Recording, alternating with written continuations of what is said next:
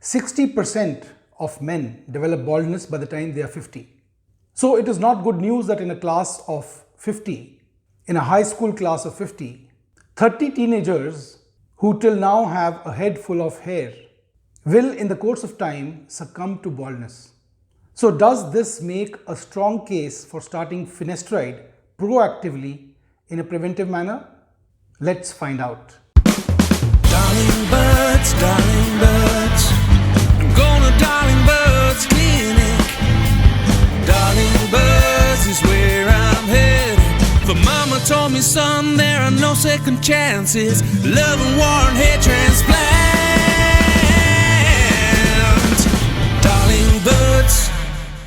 As we all know, finasteride today is the only long-term absolute solution to fight hair loss in men. Since finasteride, though it blocks DHT, leaves enough sufficient amount of DHT to meet the physiological requirements of the functions of the body in growing age, it has without reservations been and continues to be prescribed to millions of hair loss sufferers the world over, and this without significant adverse effects in the vast majority. Over 30 years of use of this drug, this medication called finasteride, is enough to prove statistically that it works without much side effects in the very vast majority. Though there are detractors to finasteride and they voice their opinion rather too vociferously, however their decibels, the decibels of castigation of finasteride, if you may like, is out of proportion to the perplexity they experience with finasteride usage. And this to me sounds suspicious and rather ridiculous many times. Well, every drug in allopathy has its side effects. Show me one single drug, howsoever innocuous, that does not have a side effect. But the risk of taking a drug is far less than its many benefits. We choose to take that drug. Drugs which have been in use for many, many years. In finasteride, for instance, the chances of having a side effect are far less than the chances of fatality in an attempt to cross a road. So many a times we all feel that this hullabaloo, this posturing against finasteride for hair loss is misplaced, is inappropriate, and reeks very often of commercial one-upmanship. And there is no significant strong evidence to prove that finasteride side effects are persistent. Most people who develop side effects of finasteride, the vast majority who develop side effects, develop the nocebo effect of finasteride. That is, if you think side effects will happen, they do happen, they don't disappoint.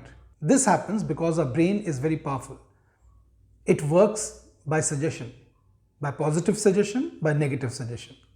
And this is the cause of the nocebo effect of finasteride. People recruited for the many studies to prove that PFS syndrome, post-finasteride syndrome, exists, are mostly those who are concerned with the drug. These are the people who volunteer for the study. So inherently, this study or many other studies conducted have an inherent selection bias. And I am not for a single moment saying that this drug finasteride should be advised injudiciously, that a patient can pop the pill of finasteride without a prescription. For a reason, it is not sold over the counter like minoxidil is. So we need to rule out the patients who are not fit candidates for taking finasteride. And this can be done through deep counseling, through baseline blood tests, which help in identifying those with low total testosterone levels, those with suspicion of hypogonadism, and those with baseline elevated estradiol levels. These patients with elevated estradiol levels before starting finasteride may be very sensitive to aromatization of the excess testosterone, which is prevented from being converted to DHT, from conversion of this testosterone to estradiol. And this may in turn lead to the side effects of finasteride. So coming to the question of the day, should you start taking finasteride before baldness sets in? My considered opinion is no, you should not. And I have 5 reasons to support why you should not start finasteride as a preventive, proactive measure, even in those who have a strong family history of baldness. And these 5 reasons are: genetic inheritance of male pattern baldness does not hit everyone in the family. We commonly see siblings who are bald because of the strong family history they have. But there is one odd sibling who has a head full of hair, who continues to sport a head full of hair for the rest of his life. Secondly, finasteride has important physiological functions in the development of primary and secondary sexual characteristics.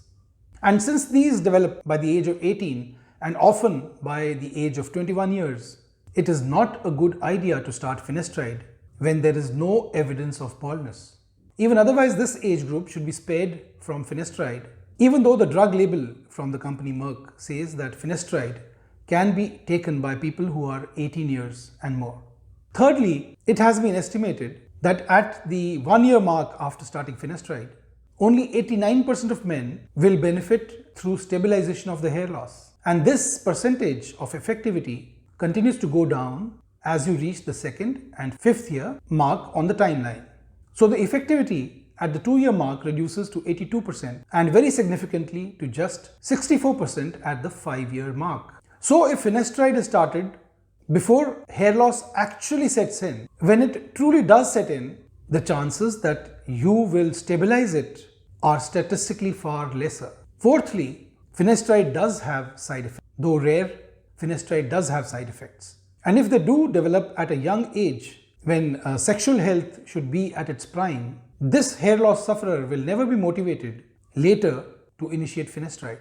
Lastly, besides the genetics of hair loss in those who are genetically susceptible, it is the epigenetic factors that should be reined in. These epigenetic factors cause the early development of male pattern baldness in those who carry the baldness gene. And I have covered this topic in great detail in one of my previous videos, the link to which is in the description box below.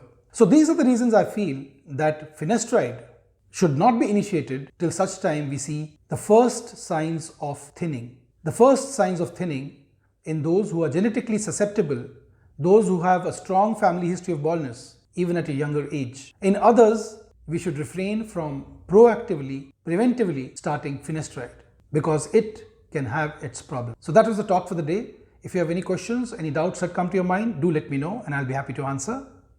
Write a comment in the comment section below and I'll be there with you. Thank you for watching again and God bless you.